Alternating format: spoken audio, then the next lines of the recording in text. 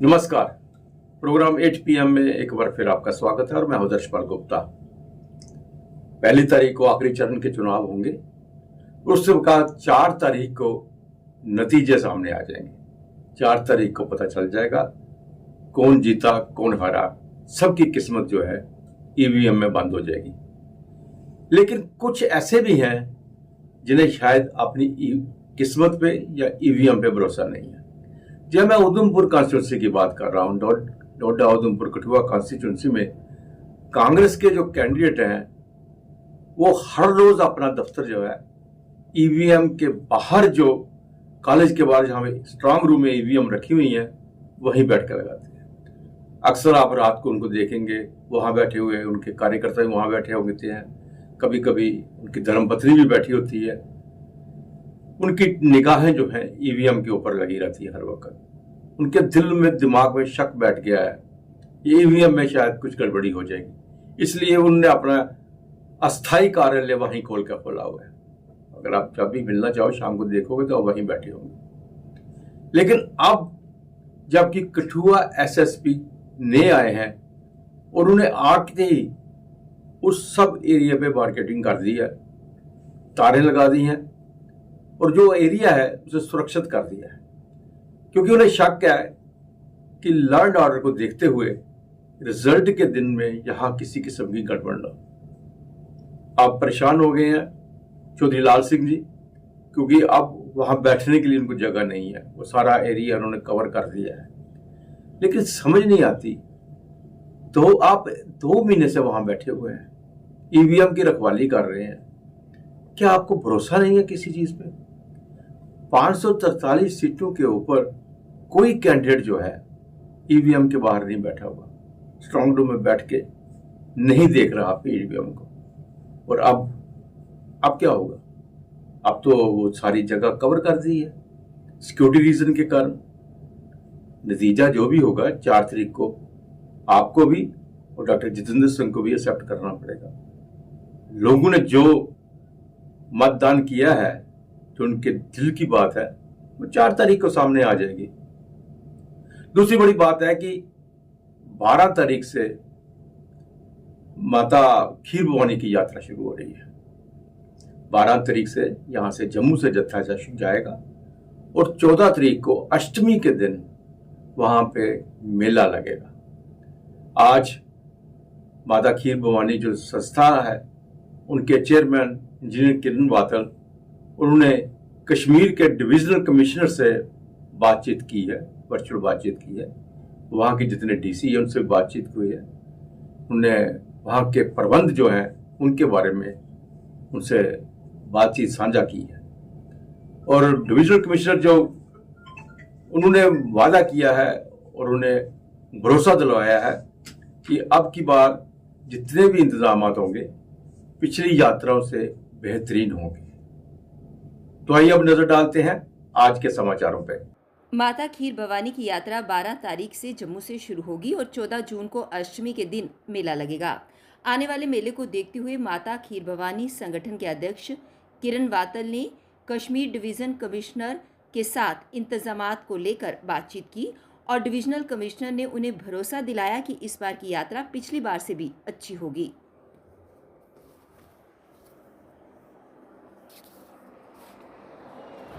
आपने कहा 20-25% add on होंगे तो यात्रा माता की कृपा से अच्छी होगी। और उसके अलावा जो अभी आपने 9 अप्रैल को हमारे नवरे के ओकेजन पे first time in the history 35 साल के बाद तकरीबन वो हमारा रिजार्व नाग का आपने जहाँ गवर्नर साहब आए थे।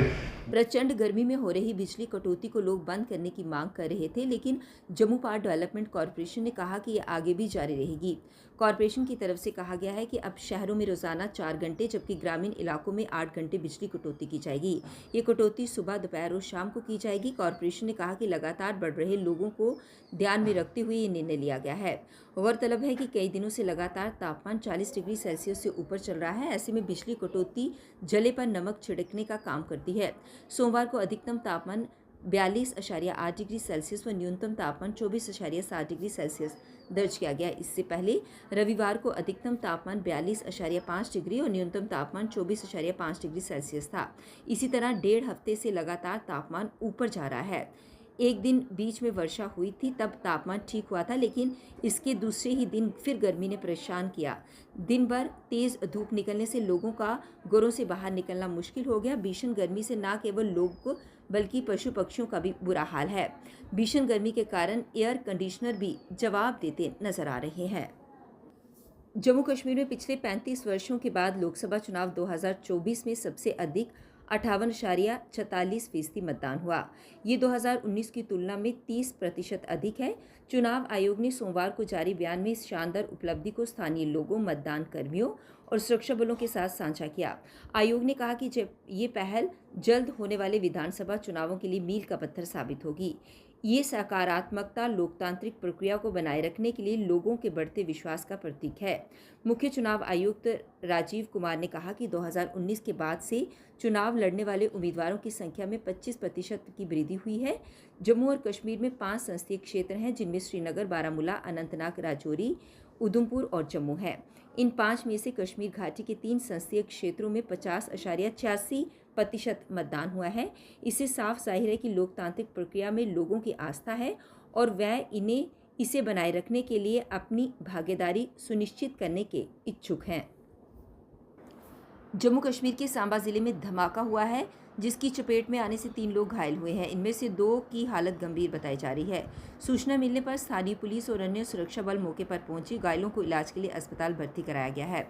मामले की जांच की जा रही है। अधिकारियों ने कहा कि सोमवार को जम्मू कश्मीर के सांबा जिले में आग लगने के कारण एक खेत में जंग लगे मोर्टार के फटने से 2 महिलाओं समेत 3 लोग घायल हो गए। उन्होंने बताया कि घायलों में से 2 की हालत गंभीर बताई जा रही है। विस्फोट तब हुआ जब रात करीब 8:15 बजे खारा मदाना गांव में कुछ किसान खेत में फसल अवशेष जला रहे थे। उन्होंने कहा कि रमनीत सिंह उम्र 66 वर्ष, सिमरो देवी उम्र 76 वर्ष और सुरैया बीवी उम्र 58 विस्फोट में घायल हो गए हैं और उन्हें जम्मू के सरकारी मेडिकल कॉलेज और अस्पताल में स्थानांतरित कर दिया गया है। उन्होंने बताया कि सिंह और एक महिला की हालत गंभीर है। विस्फोट की सूचना मिलने के बाद पुलिस और फोरेंसिक विशेषज्ञ तुरंत घटनास्थल पर पहुंचे और जंग लगे मोर्टार शेल का एक टुकड़ा बरामद किया। अधिकारियों के मुताबिक पहले भी इलाके के खेतों से मोर्टार के गोले बरामद किए गए हैं।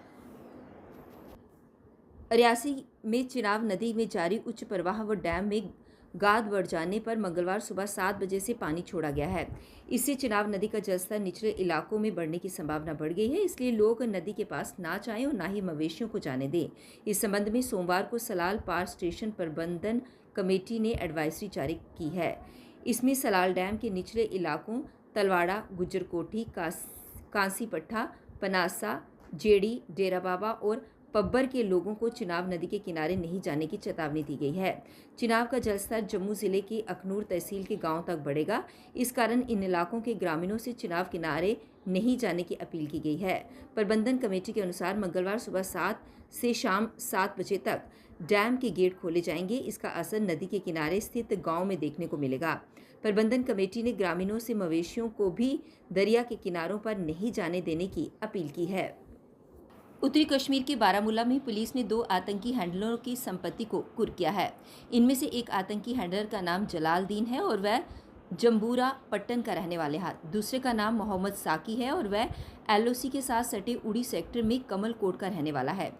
ये दोनों बीते 25 वर्ष से गुलाम जम्मू कश्मीर में हैं और वहां से अपने स्थानीय नेटवर्क के जरिए जम्मू कश्मीर में आतंकी गतिविधियों को अंजाम देने के अलावा गुलाम जम्मू कश्मीर से कश्मीर में सुरक्षित घुसपैठ कराने, आतंकियों के लिए हथियार व अन्य साजो सामान की तस्करी में शामिल हैं। इन दोनों की 3 कनाल 19 मरला जमीन कुर्क की गई है। सुरक्षा बलों ने सोमवार को उत्तरी कश्मीर के कुपवाड़ा में नियंत्रण रेखा से सटे कोट नाला जंगल में गुलाम जम्मू कश्मीर से भेजे गए हथियारों का एक जखीरा बरामद किया। पुलिस प्रवक्ता ने बताया कि पुलिस को अपने तंत्र से पता चला कि गुलाम जम्मू कश्मीर से हथियार व अन्य साजो सामान जिला कुपवाड़ा में कोट नाला जंगल में किसी जगह पर पहुंचाई गई है।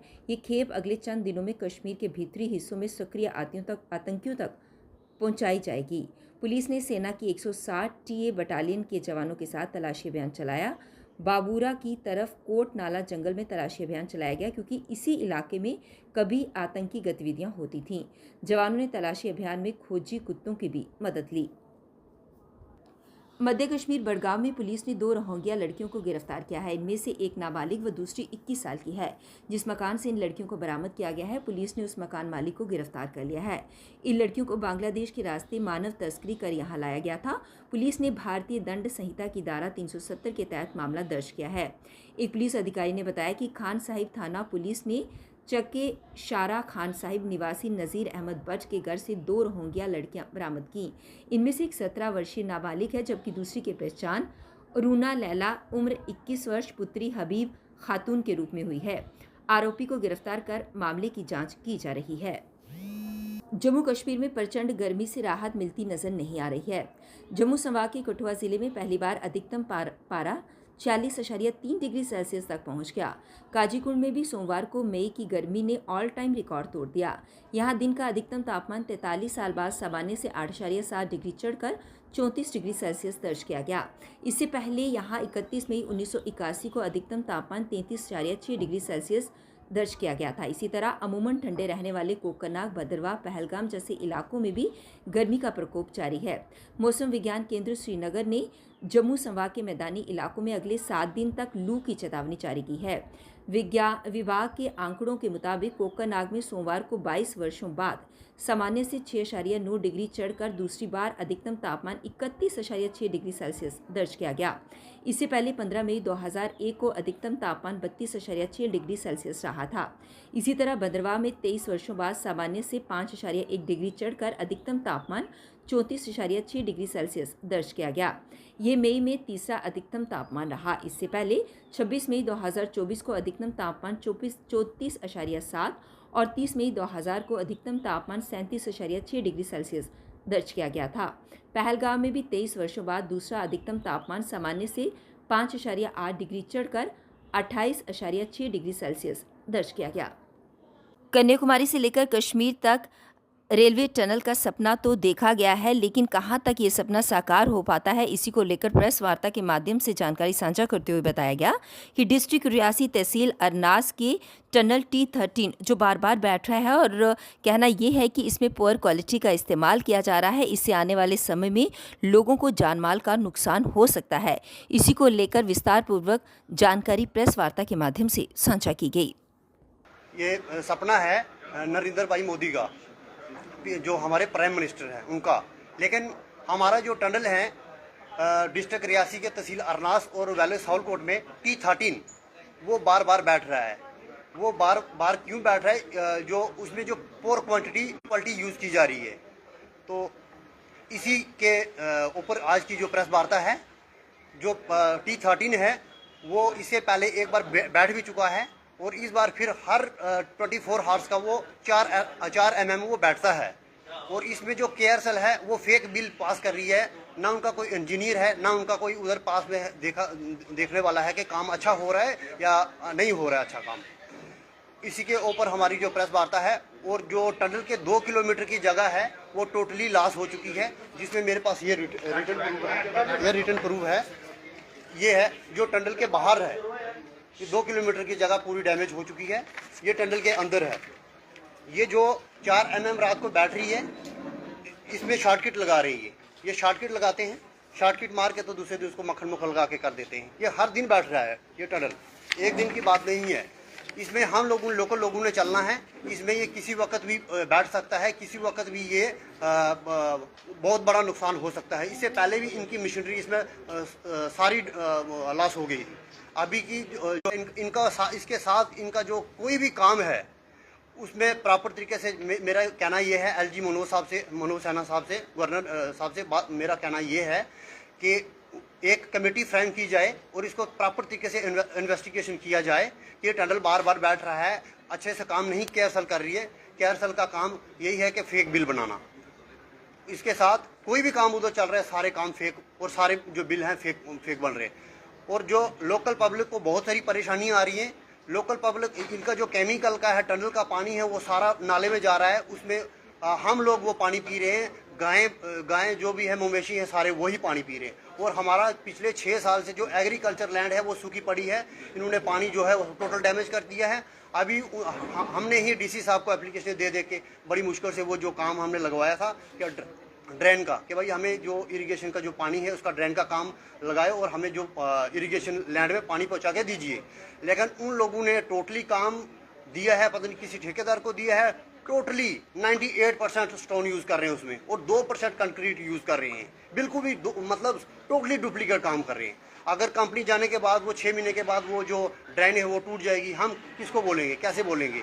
मेरी आज की प्रेस वार्ता यही है कि इस जो टंडल के T13 के ऊपर इन्वेस्टिगेशन होनी चाहिए। एलजी साहब से मेरी यही रिक्वेस्ट है और कमेटी फ्राइम होनी चाहिए।